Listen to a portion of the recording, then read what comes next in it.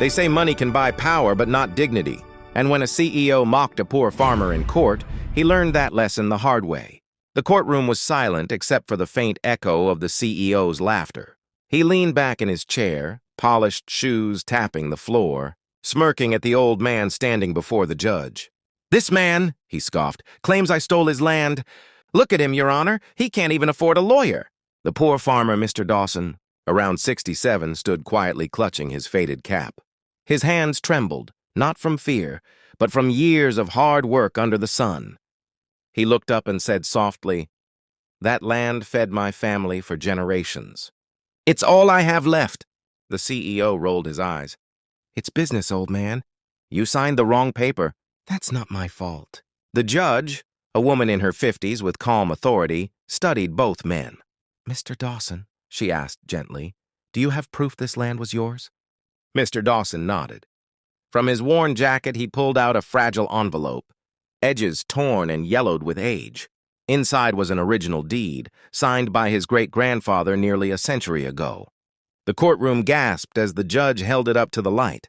The signature seal matched the official record. The CEO's smile faltered. His lawyer whispered something, but it was too late. The evidence was irrefutable. The judge's voice grew firm. "Mr. Dawson's claim is legitimate. The transfer to your company was fraudulent. This court rules in favor of the plaintiff." The CEO jumped to his feet, his arrogance cracking. "This is ridiculous. I built on that land." The judge's gavel slammed. "Silence in my courtroom? You will not mock this man again." Then, with a pause that froze the room, she added, "Mr. Dawson will reclaim his property immediately.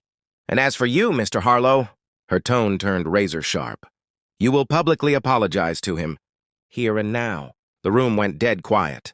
Reporters clicked their cameras. The CEO's face turned pale. "You can't be serious." "On your knees," the judge commanded. And for the first time in his career, the powerful businessman obeyed. He knelt before the old farmer, eyes burning with humiliation, and muttered, "I'm sorry."